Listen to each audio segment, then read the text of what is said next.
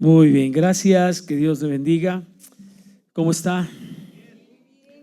Bueno, hoy vemos los estragos de las vacaciones en la reunión, ¿verdad? Muchos andan fuera por razón de la temporada vacacional, pero bueno, usted está aquí, qué bueno que nos acompaña, bienvenido a la casa de Dios. Bienvenido. Eso. Me parece que estoy hablando al aire. Bienvenido a la casa de Dios. Nadie dice nada. Se dice, cuando usted le dicen bienvenido a un lugar, gracias, qué amable, ¿verdad que sí? Entonces, quiero llevarlos hoy a un pasaje de la palabra que está en Génesis capítulo 12. Génesis capítulo 12, se lo voy a parafrasear, es el encuentro de Dios con Abraham. Primera vez que Dios le habla a Abraham, le aparece a Abraham y Dios le dice a Abraham: Abraham, sal de tu tierra y de tu parentela a una tierra que yo te voy a mostrar, a una tierra que yo te voy a enseñar. Deberás de caminar ahí, tienes que ir en fe, tienes que caminar por fe. Es una tierra que tú no conoces, pero yo te quiero hacer una promesa. Esa tierra es una tierra buena y yo te la voy a entregar a ti. Entonces Dios le aparece a Abraham, Génesis capítulo 12, y dice la palabra que Dios le habló a Abraham y le dijo: vete de tu tierra y de tu parentela, y de la casa de tu padre a una tierra que yo te mostraré. Ahora, junto con esa petición que Dios le hace a Abraham, que salga de su tierra y su parentela, vienen una serie de promesas que Dios le hace a Abraham. ¿A cuántos les gustan las promesas? ¿Sí? Dice la palabra, el Señor le promete a Abraham, escuche esto: haré de ti una nación grande, una promesa. Te bendeciré, otra promesa. Engrandeceré tu nombre y serás bendición, otra promesa.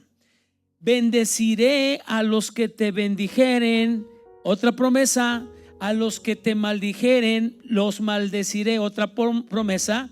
Y luego le dice: y serán benditas en ti todas las familias de la tierra.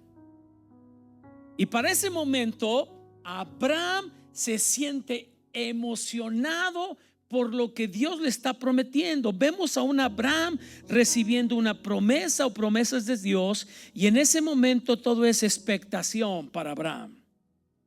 Hay una ilusión de esas promesas que Dios le está haciendo, y pareciera que todo es color de rosa en ese momento. Porque mire, ¿a quién no le agrada? ¿Quién no se llena de esperanza cuando alguien le promete algo? Todos. Por eso es que usted un día se casó, porque le prometieron muchas cosas, ¿sí o no? Ya luego de que se las cumplan es otro rollo, pero usted se emocionó porque hubo promesas de por medio. ¿Cuál es una de las promesas que nos hacen cuando nos casamos, David? En la salud y en la enfermedad voy a estar contigo. ¿Qué otra promesa nos hacen? Riqueza y pobreza, voy a estar contigo en la riqueza y en la pobreza. ¿Qué más? ¿Qué otra promesa nos hacen? Te voy a amar y te voy a respetar hasta que la muerte. Y ahí está el otro, bien creído, ¿verdad? Es normal que nos emocionamos cuando nos hacen una promesa, porque cuando alguien nos hace una promesa, dicen los expertos, cuando alguien nos promete algo bueno, el cerebro libera dopamina y serotonina, que son dos hormonas relacionadas con la sensación del bienestar. Entonces, recibir una promesa nos pone contentos. Recibir una promesa nos pone alegres, y esa alegría y esa emoción a veces va más allá de la razón. Por eso es que sin pensarlo decimos: sí, te acepto como mi esposo y como mi esposa, y juntos por toda la eternidad. Y apenas pasa un mes y ya queremos aventar la toalla, ¿no?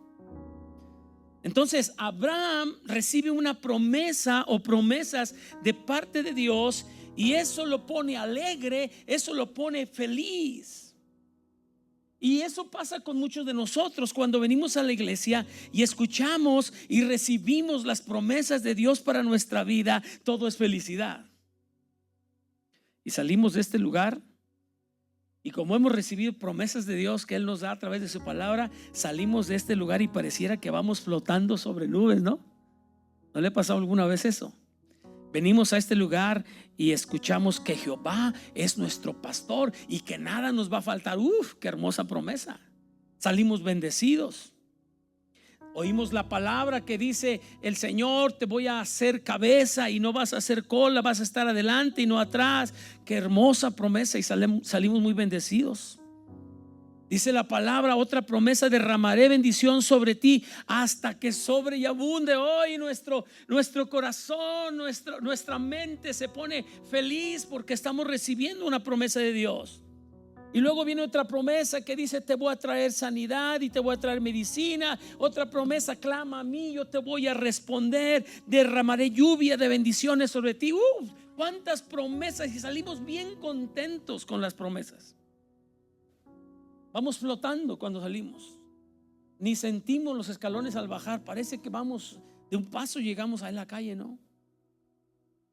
El problema es cuando salimos y descubrimos que entre la promesa y el cumplimiento de esa promesa hay una línea llamada proceso.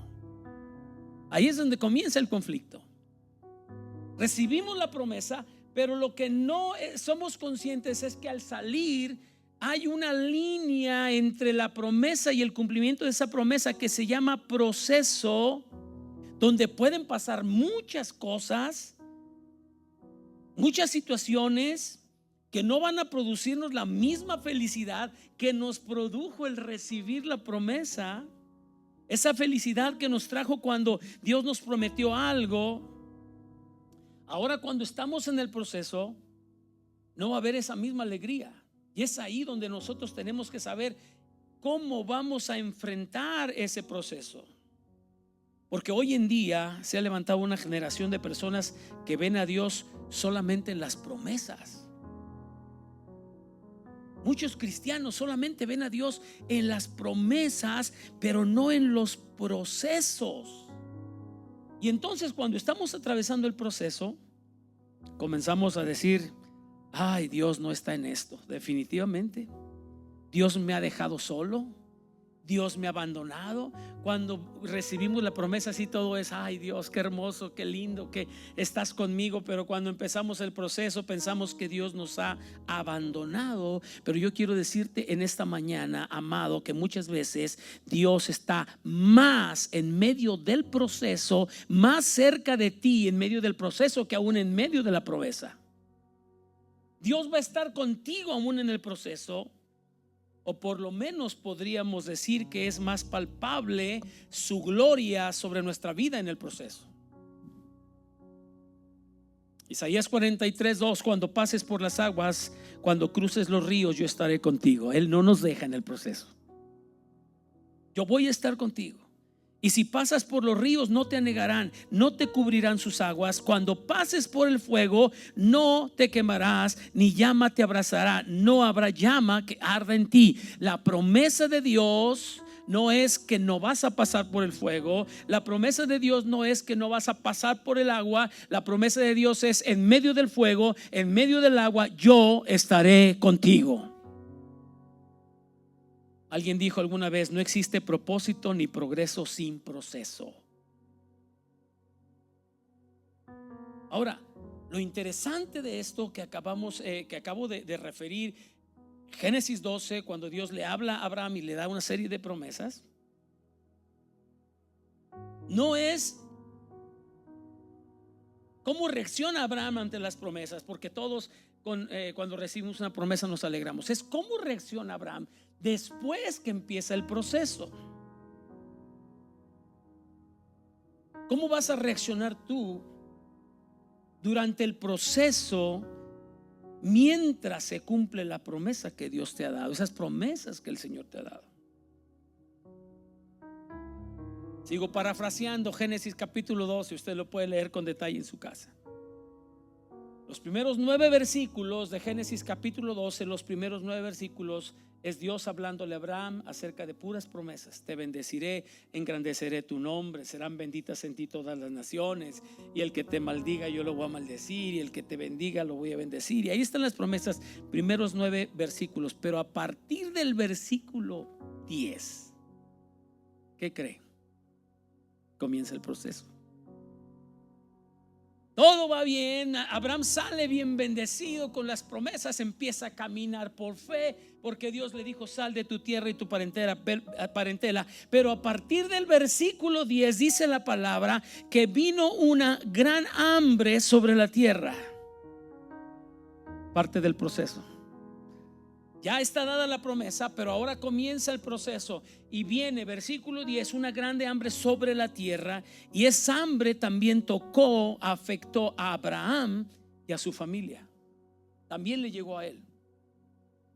Entonces Abraham, ante esta situación, dice la palabra que Abraham toma una decisión. Y su decisión no es pedirle a Dios que Él supla su necesidad. Su decisión no es dependencia de Dios. La decisión que Abraham toma es, dice la palabra, descender a Egipto y buscar ayuda. Se le olvida inmediatamente, en cuanto comienza el proceso en su vida, ese proceso difícil, se le olvidan las promesas, y ahora, en lugar de confiar en Dios, desciende a Egipto para buscar ayuda. Ahora, ¿qué significa que Abraham desciende a Egipto? Versículo 10 en adelante, toma esa decisión de ir a Egipto a buscar ayuda. Bajar a Egipto simboliza el mundo sin Cristo, lo pecaminoso. Bajar a Egipto simboliza buscar ayuda, pero lejos de Dios, fuera de su voluntad. Eso significa bajar a Egipto. Abraham, aquel hombre que después de recibir la promesa, inmediatamente dice la palabra del Señor que edificó un altar a Jehová, quien le había aparecido, quien le había hablado. Luego de ahí se pasó a otro lugar, a un monte al oriente de Betel. Mire, Betel significa casa de Dios, así que levantó un altar ahí muy cerquita de la casa de Dios. Ahí plantó su tienda, volvió a edificar otro altar a Jehová e invocó el nombre. Todo iba muy bien hasta que llegó el hambre. Y ahora Abraham, cuando llega el hambre, en lugar de confiar y pedirle a Dios que Dios le bendiga y que Dios supla su necesidad, decide descender a Egipto y se sale del plan original de Dios. Oiga esto: a veces los procesos son tan fuertes en nuestra vida, golpean nuestra vida, que sin darnos cuenta nos salimos del plan original de Dios. Ese proceso nos hace salirnos de ese plan original. Hay ocasiones que estamos un buen tiempo dentro de la iglesia, asistimos a la iglesia, así como Abraham levantaba un altar cerca de Betel y movía su tienda y ahí levantaba el altar y tenía comunión con Dios.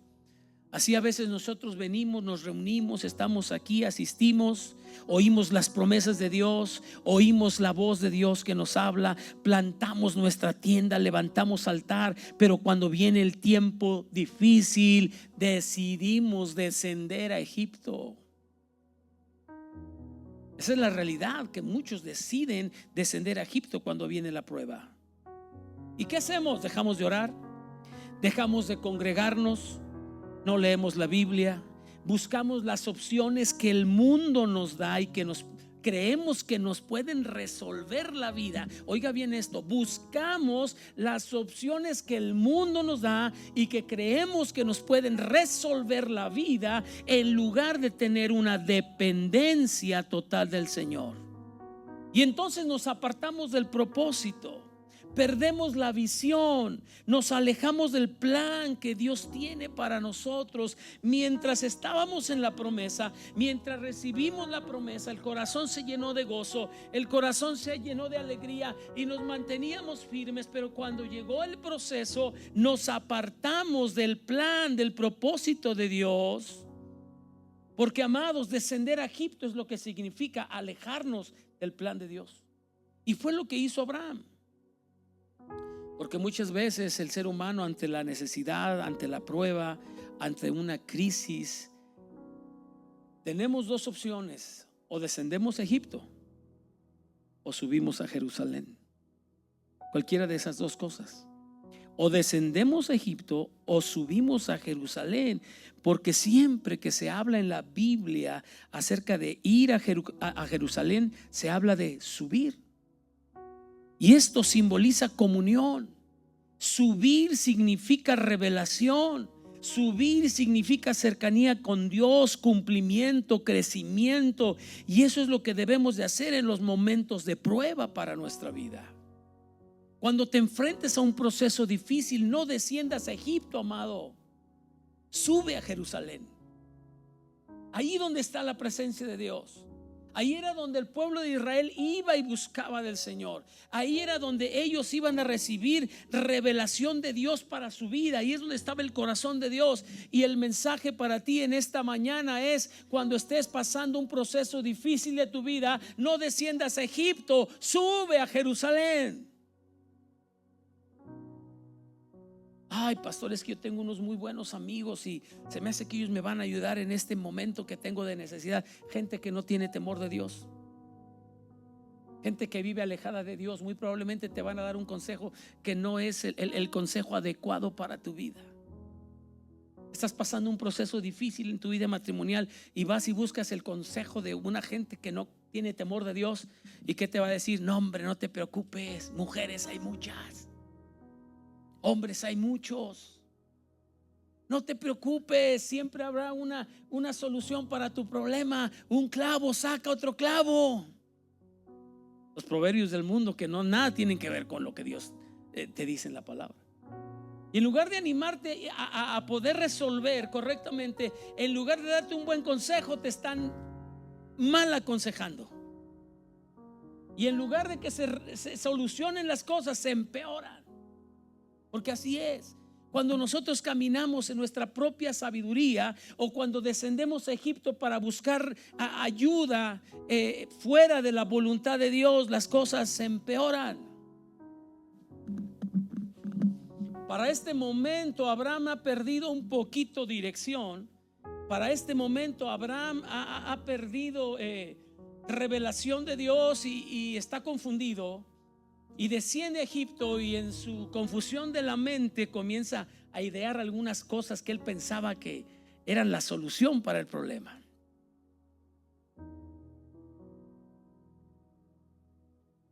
Dice la palabra que cuando Abraham va descendiendo a Egipto, ve que Sara, su mujer, es muy hermosa, y comienza a echar a volar su imaginación y dice: híjole, si ven que voy con Sara, al ver que es una mujer muy hermosa, me la van a bajar. Dicho en otra versión más actual, ¿verdad? Me la van a bajar. Se van a quedar con ella, y pues para que no haya problema me van a matar a mí. Entonces se le viene un gran plan a Abraham y le dice a Sara: vamos a hacer algo. Vamos a descender a Egipto, pero tú no eres mi esposa, tú eres mi hermana. Aquí ellos van a saber que tú eres mi hermana. Obviamente Abraham, pensando de una manera egoísta, él quería protegerse y dice: es más fácil que traten mejor al cuñado que al esposo. El esposo muy probablemente lo van a desaparecer si quieren quedarse con mi mujer, pero si yo soy el hermano, bueno, al cuñado hay que tratarlo bien, ¿no? Y entonces Abraham le dice a Sara, su mujer: mira, vamos a decir que tú eres mi hermana, y de esa manera yo voy a salvar el pellejo. Pero ahora notemos algo: Abraham es muy egoísta. Él pensó en él solamente y en su seguridad. Porque cuando él dice: vamos a decir que tú eres mi hermana, no estaba pensando en Sara, estaba pensando en él. ¿Qué garantía era que dijera que era hermano de Sara? Para Sara no era ninguna garantía, pero él se estaba protegiendo. Dice la Biblia en el versículo 12 del capítulo que leímos esta mañana, dice: vamos a decir que tú eres mi hermana, porque si no me matarán a mí. Fíjese, corazón egoísta. Luego el versículo 13, vamos a decir que eres mi hermana para que me vaya bien a mí por causa tuya. Y luego otra vez adelante en el 13 dice, diremos que eres mi hermana para que viva mi alma por causa de ti. Abraham andaba extraviado, un corazón egoísta. El egoísmo no es un buen aliado en todos los aspectos de la vida, amados. El egoísmo hace mucho daño. De hecho, el egoísmo es en el matrimonio, ahí les va. El egoísmo es una mujer que hace mucho daño. En el matrimonio, esa mujer se llama Mimi. No está aquí ahora Mimi, ¿verdad? Esa mujer que hace mucho daño dentro de una relación en pareja, en la relación entre familia, entre amigos, etcétera, se llama Mimi. Cuando siempre es mi descanso, es mi gusto. Cuando Mimi empieza a levantarse en una relación dentro de la familia, causa muchos estragos. Mi descanso, mi gusto, mi preferencia, mi beneficio. El egoísmo. Yo. Eso puede llegar a romper relaciones. Mis amigos, dice el varón en el matrimonio, es que son mis amigos, es que son mis sábados. ¿A alguien le suena familiar esto? De algunas parejas donde el esposo le dice a la señora, es que son mis sábados, es mi fútbol. Y hay que se arregle la esposa con los hijos como ella pueda. Y entonces Abraham aplica la de Mimi, mi seguridad, para que no me hagan daño a mí, para que viva mi alma, para que me vaya bien a mí por causa tuya. Y entonces, por ese egoísmo que hay en el corazón de Abraham, lo lleva a caminar en su astucia, que él cree que las cosas van a funcionar bien con esa idea que se le vino a la cabeza de decir, vamos cambiando, en lugar de que pases como mi esposa, vas a pasar como mi hermana. Abraham confía en su astucia antes que en la protección de Dios. Hay veces que confiamos más en nuestra astucia, amados. Hay veces que confiamos más en lo que nosotros creemos que podemos hacer bajo nuestra propia sabiduría que en la protección de Dios, y andamos queriendo ayudar a Dios con nuestras ideas, y lo único que hacemos es empeorar las cosas. Proverbios capítulo 3, no seas sabio en tu propia opinión. No seas sabio en tu propia opinión. Yo quiero decirte esta mañana, en los últimos minutos que me quedan, cuando estés pasando por una situación difícil en tu vida, busca a Dios y pide que Dios te guíe para que puedas resolver las situaciones que se presentan en tu vida, no conforme a tu propia sabiduría, sino conforme a la voluntad de Dios. ¿Qué pasó? Abraham confió en su sabiduría, en su idea. Él pensó que era una idea extraordinaria, y eso casi le cuesta la vida a él y a su esposa, porque los egipcios se dieron cuenta que le estaba mintiendo a Abraham. Los egipcios se dieron cuenta de que Abraham no les estaba hablando con la verdad y casi los matan. Obviamente los egipcios dijeron, es tu hermana, venga cuñado, venga para acá.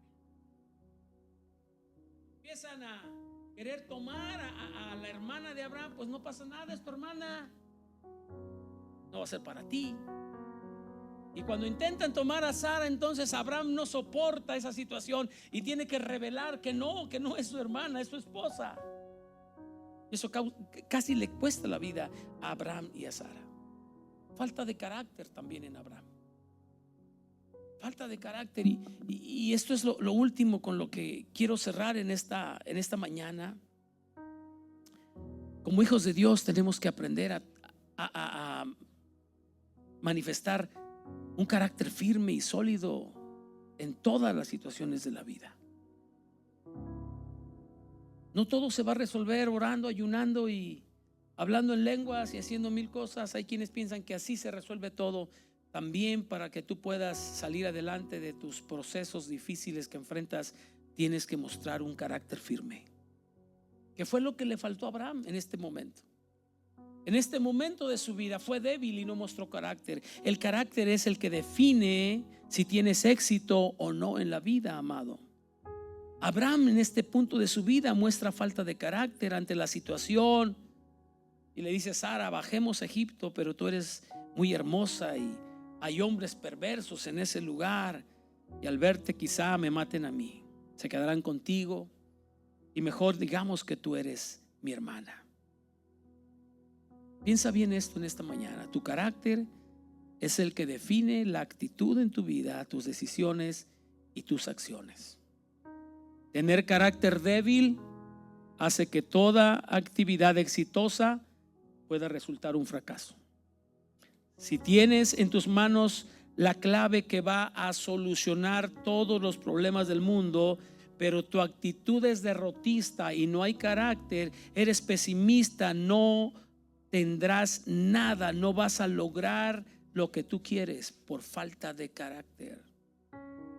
¿Sabe que hay mujeres que a veces están decepcionadas de su esposo porque es una persona que no tiene carácter? Lo ama, sí, ama al esposo, es un fiel proveedor,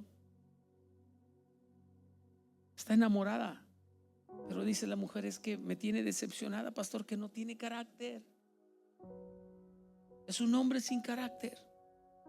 Y Abraham aquí está demostrando falta de carácter en lo que hace. Y el carácter, amados, lo necesitamos mostrar en todas las áreas de nuestra vida. Hay que mostrar carácter dentro de nuestra familia, en nuestro matrimonio, en nuestro trabajo, en la iglesia. Se requiere de carácter para lograr los objetivos que nos hemos trazado. Aquí aplica lo que dice Mateo 11:12, que el reino de los cielos sufre violencia y los que usan de fuerza y muestran carácter son los que lo arrebatan. Hay gente que se queda a la orilla. Hay gente que no culmina su caminar con el Señor y no alcanza el propósito que Dios tiene para ellos por falta de carácter. Son débiles. Se necesita carácter para mantenerte en ese proyecto de negocios que has iniciado, carácter para mantenerte en ello. Se necesita el carácter para cuidar de tu matrimonio, porque también para esto se necesita carácter. Se necesita carácter para seguir a Jesús y mantenerte en tu fe, amado. Y en este punto de su vida, Abraham demuestra una falta de carácter. Fue débil. Entonces, en esta mañana quiero terminar diciéndote: son buenas las promesas de Dios. Qué hermoso recibir promesas de Dios en nuestra vida.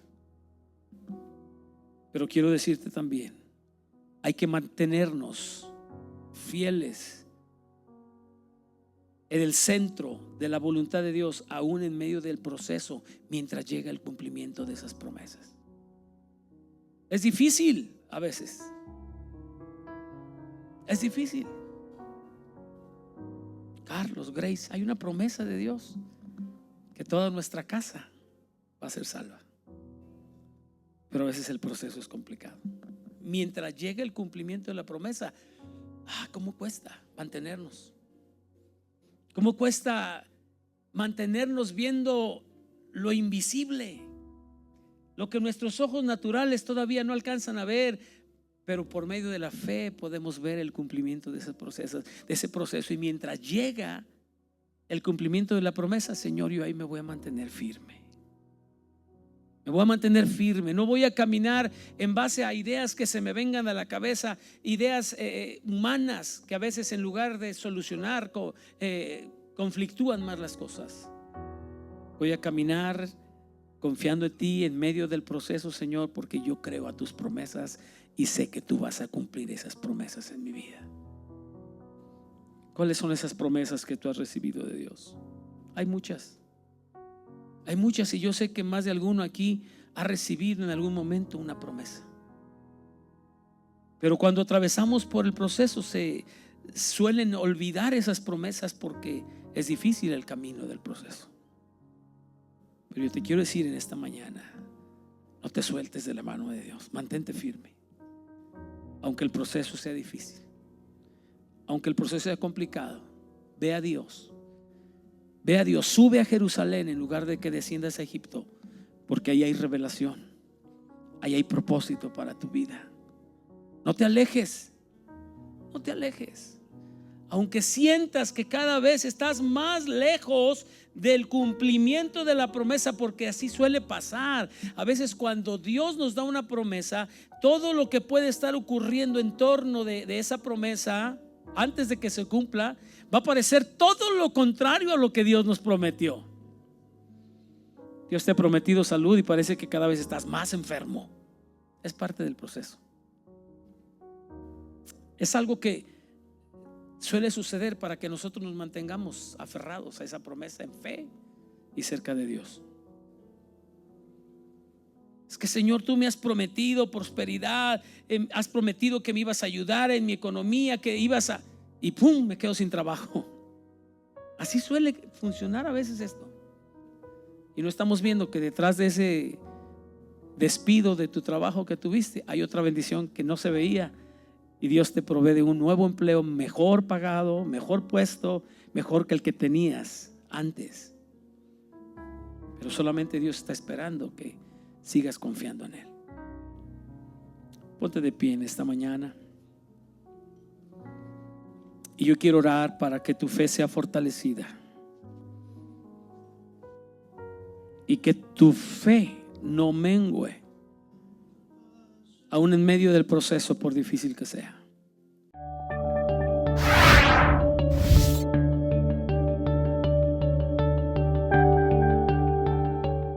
Hola, gracias por unirte al canal de Semilla de Vida San Luis Potosí. Te queremos invitar a que te unas a nuestras redes sociales también para que te enteres de todas las actividades y recursos que tenemos para ti. Escríbenos, déjanos un comentario o alguna petición para que podamos orar por ti. Si deseas apoyar el ministerio económicamente, puedes hacerlo a través de las siguientes cuentas que aparecen en pantalla. Que Dios te bendiga y que tengas un excelente día.